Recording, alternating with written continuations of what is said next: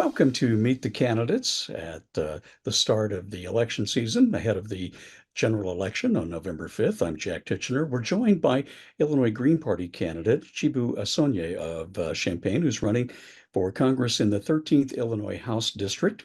The 13th District runs from the Metro East area through Springfield and then over to the Champaign-Urbana area. Good to have you on the program. Nice to meet you. Hi, it's good to meet you too. Um, you're competing against freshman Democrat U.S. Representative Nikki Budzinski of Springfield and Republican candidate Joshua Lloyd of Verdon. Tell us a little bit about yourself. Yes. Well, again, my name is Chibu Asonye. I currently live in Urbana-Champaign, and I'm from the city of Chicago, but I went to school here and I've been living here for the past like 3 or 4 years. I really love Illinois, and I'm excited to see what we can kind of do and what we kind of be. I realized that um, I realize that the federal government and the grants that it can offer to Illinois is really important. And going through, and so that's part of why I decided to do Congress. A little bit of also by myself. I do love living in Illinois. I grew up in public school, so I really want to continue making strong public education. I love the public libraries. In fact, I recently got a new book. That's where I was earlier. Other things about me, I am a Green Party candidate because I know that the two-party system is not serving Illinois and does not represent the interests of Illinois.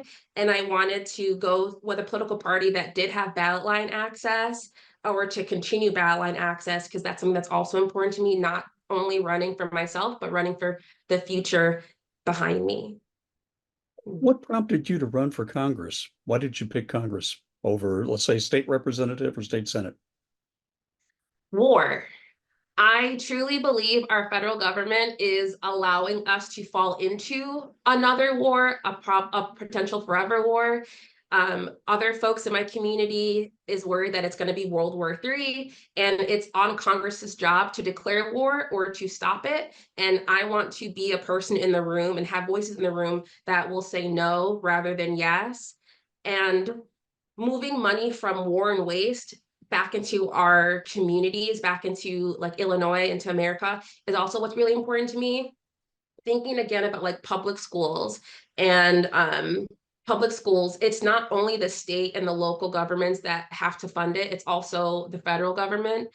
And we need to actively take away money from our military because they have such a ballooning, huge budget that they haven't passed or audit for. I want to move that money directly back into the states. So that way my state representatives have the money and the grants to actually fix the infrastructure that we in Illinois continue to complain about. Let's talk about kind of the infrastructure in terms of the election. You were on the ballot according to the Illinois State Board of Elections up until Friday of last week when we're talking now on the 28th of August. I believe from all the press accounts I've read that it came down to the number of signatures that you had on your ballots. There is a big difference between what a regular party candidate, Democrat or Republican, versus an independent candidate has to do in terms of gathering signatures. Yes, I collected within 90 days. The law states that I need to collect 12,710 exactly. 12,710 verified voter signatures. I was advised by Green Party people and friendly allies across the district that I needed to get at least double of that. So the actual goal was to get 25,000 verified signatures that were also going to be notarized. And I did not. I got 1,555 according to the count by the state board of elections, which is a huge feat considering that we only had 90 days and me and all my volunteers worked full time. We're still proud of that, but yes, I needed 12,000. I got over 1,000, and I still got more than both of my competitors or my running mates also got, which is less than, which is less than 800. So I'm proud of myself, but it was an uphill battle that's meant to be lost by independents and third parties. So running as a write-in candidate, how does that kind of set the level of challenge for you to get your message out? It is it's frustrating that I'm not going to be allowed on the Illinois State Board of Electors voter guide. I think that's going to be the one of the biggest hindrances. My name won't be just an automatic fill-in bubble. However, my story has been kind of encouraging to people and a reckoning to say, oh, it really shouldn't be this difficult. Why is it this so hard? At the same time, I'm marked on social media. I'm talking to constituents all the time and letting people know that they can write in my name. Uh, so I believe that I can get a good percentage. I believe that I will be able to go to different candidate like luncheons and dinners, things like this, so people know who I am and they can know to write me in.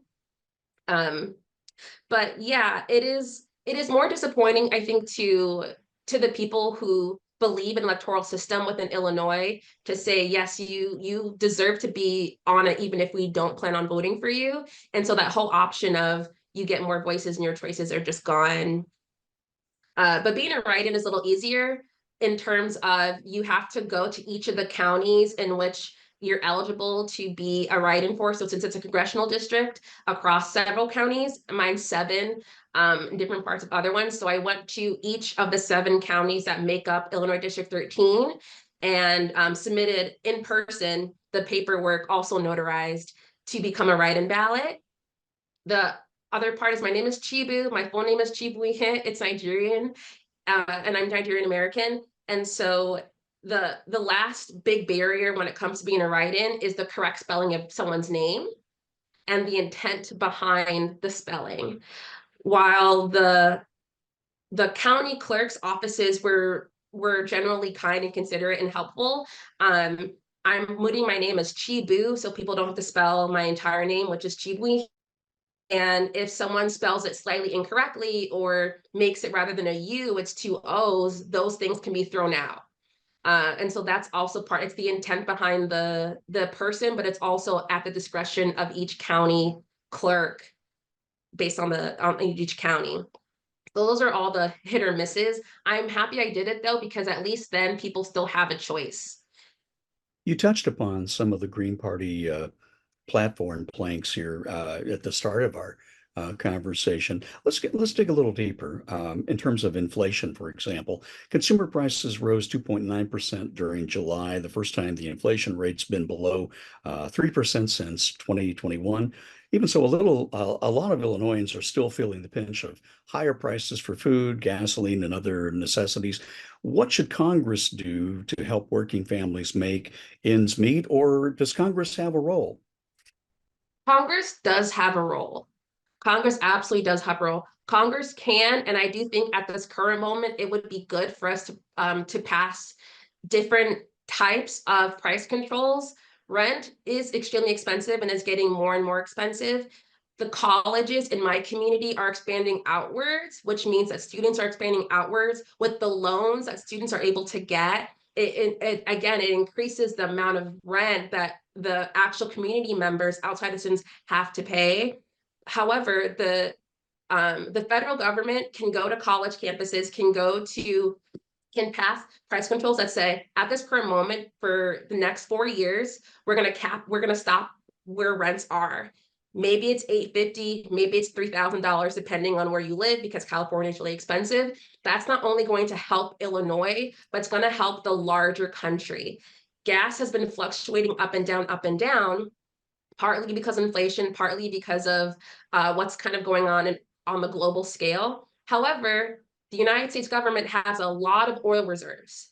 And when we previously released those oil reserves, the idea was that gas would come down. However, maybe it was in other spaces, but in Illinois, in downstate Illinois, it didn't go down that much. So if Congress's job would also be to to decide the prices when we end up releasing that oil. So that way it's not just California that gets a dip, it's also Eastern Illinois, it's also in Mississippi, because the prices vary so much, but we have to consider where actually the most expensive things are. And so, yes, I do believe that price controls would be helpful with inflation at the current moment.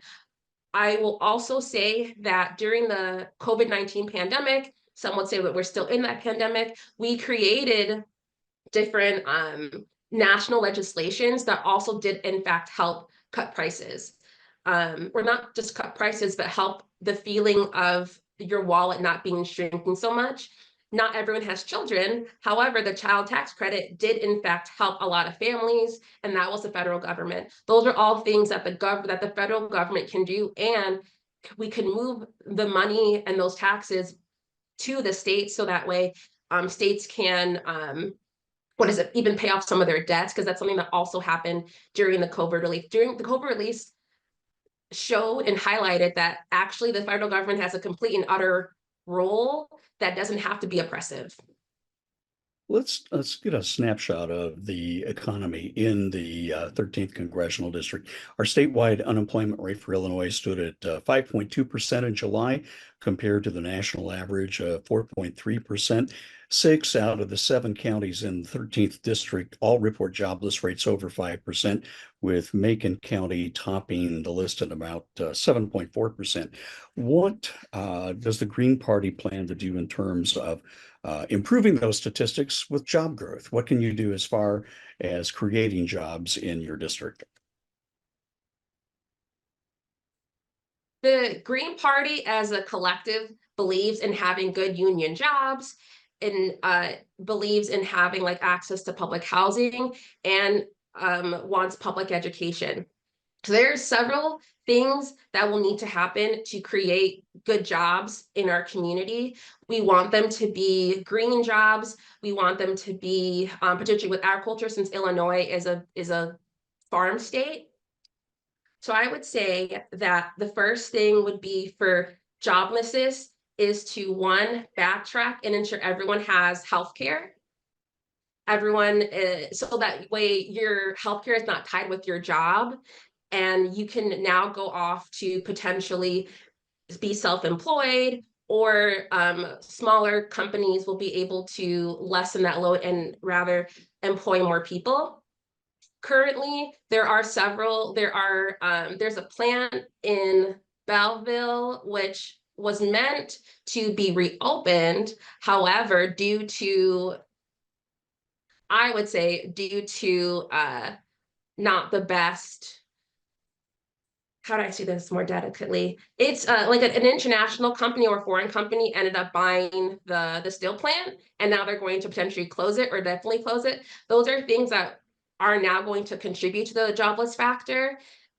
We need to put the main parts of our manufacturing back into the hands of Americans and of Illinoisans. I know that U.S. Steel owned it and they ended up being bought out, but rather than creating this opportunity for people to have less jobs, we need to actually hold into account the corporations that will be moving into it. So this particular company, that's a foreign-born company, to take it over, will have to pass a law and pass rules that say, actually, you can't fire anyone, you can't encourage them to retire. You have 10 years to figure this out and stay.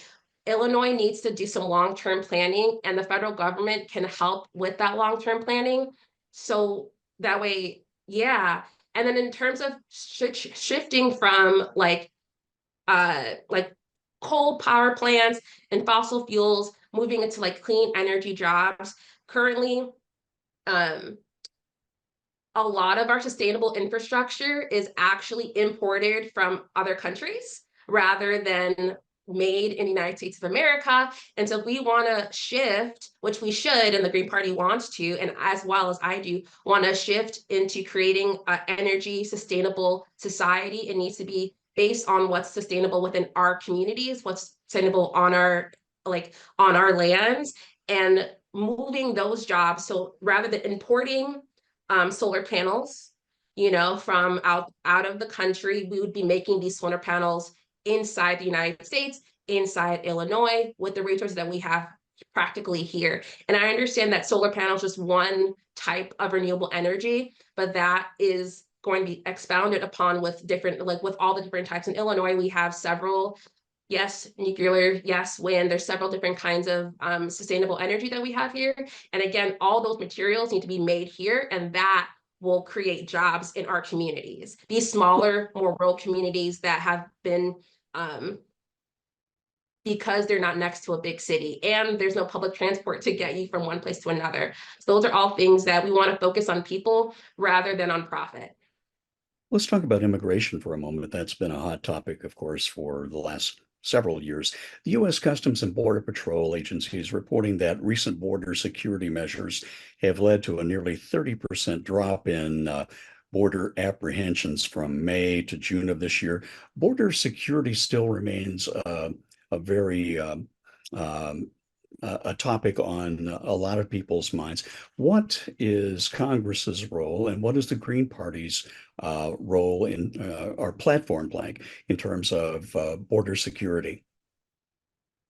Yeah, the first I'd say is the Green Party, like any other political party, has huge spectrums. While we tend to be more to the left, we all tend to be more humanitarians or like humanists. We are mindful that uh, that what is perceived versus the reality is still practical. I say this because in Illinois, we are not a border state, but in Chicago, I would say particularly like an immigrant crisis or the surge in like crime is perceived to be the reality. And like you said, it's actually down. The role that Congress needs to play is to reallocate resources so that way we're actively addressing the actual issue, which, in my opinion, and in the Green Party's opinion, is not about having more ICE agents. It's actually about having the judges who will be reviewing cases of asylum, of migration, of all those different things that we have. Because not just people who are immigrating here, there's many different factors of what people can come to our country for, because that's how our country kind of works. We have immigration and different types of migration to different places. That's all relevant. What Congress needs to do is to move money from ICE and border control and move that to where it actually matters, which is the judges and the lawyers to process the folks who are coming to our country and allow them to have an expedited, more concrete, fast conclusion, rather than what ends up happening is have 3 years the concept is that people have 3 or 4 years and then they get lost in the shuffle. Well, if we had the judges and the lawyers to make that happen, which we do in our country because we're a capable, educated workforce, if we shifted those resources, the perception of the migrant crisis, I do believe, would turn into reality, which is it's getting lower, and we just need to work through the process. We also need to stop cooing other countries, but that's another conversation. What is your position on reproductive rights for women in the wake of the Dobbs decision? Some congressional Republicans are still pushing for a national ban on abortion. Where does the Green Party stand? Absolutely no to a national national ban on abortion. The different kinds of reproductive rights do need to be enshrined. As an individual, you have bodily autonomy, which is what Roe versus Wade was actually about. Whether you have the bodily autonomy to do these things, and the answer was yes. And now people want to say not per se or with exceptions. The Green Party and myself as representative believe in having complete and comprehensive full spectrum healthcare, including dental, which is a part of what Congress should be doing and making for that. As a result, full and comprehensive reproductive services will be made available, including family planning, including contraceptive, including sexual education, including if someone wants to get their tubes tied, because depending on how you want to move your life, that's how you do it. Families can look like a lot of different things, and in the Green Party, we want to support all types of families. And so, yes, with the end of Roe v. Wade, we would like we would make it so that there's not allowed to be a national abortion ban. I would not hand it back to the states because that's unhelpful, particularly when the state's legislature are actively gerrymandered and not representing the interests of the people.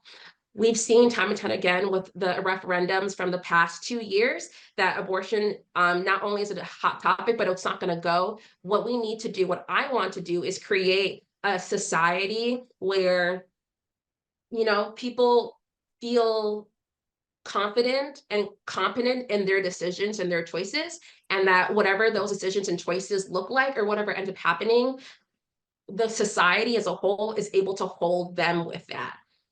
And The so, latest, yes. sorry.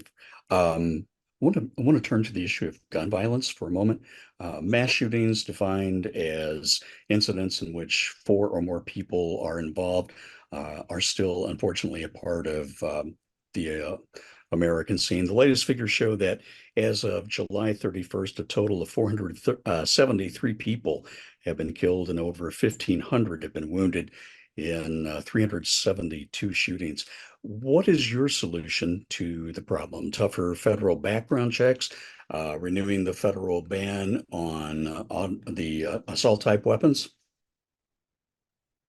As an individual and as a congressperson, I would be more than happy to review a national assault ban as long as that included our security state and our police state.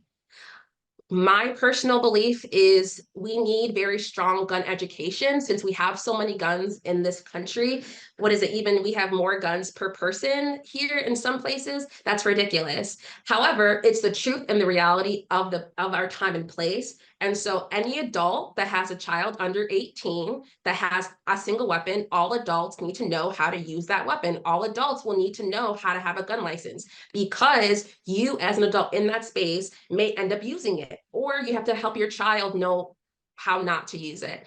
I do believe that we'll need the federal government to help institute that, so that way across the country it's consistent.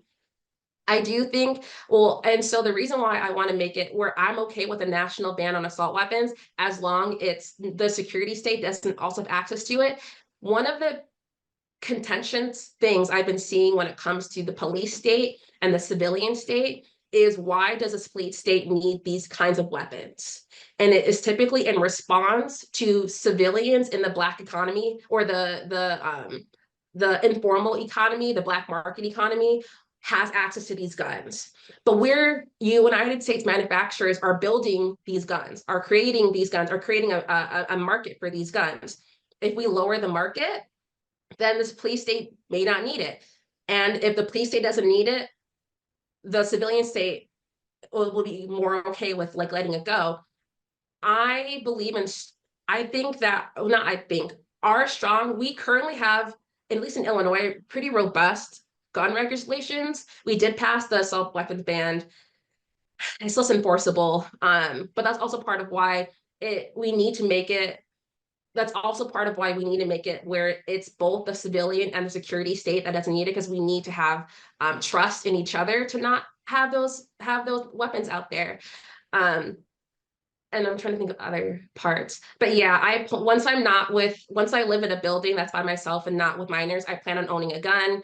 I know how to utilize guns, and I think that that's why we need to shift into gun education, so that way people know how to use it. And if you don't want to use it, congratulations, you don't have to.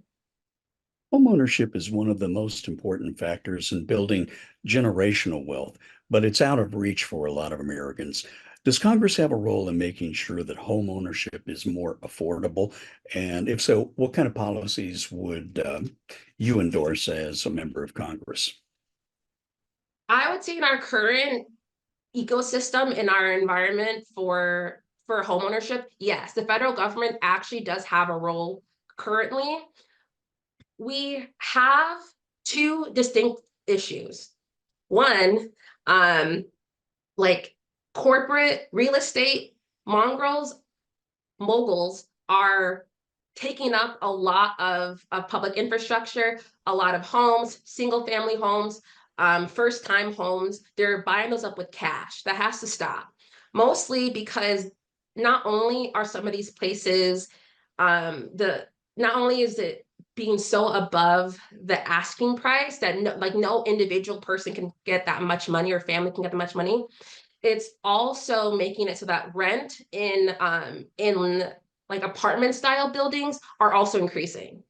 Go ahead, And so please. Congress's job would be to one, tackle making it so that way extremely multi-billion luxury homes need to be paused, and that's not the focus of where building should be. But it's also making it so that way the like single family homes, first time homes, small duplexes need to be currently only in the reach of families, individuals, not corporations, and not people who plan on renting that above market value.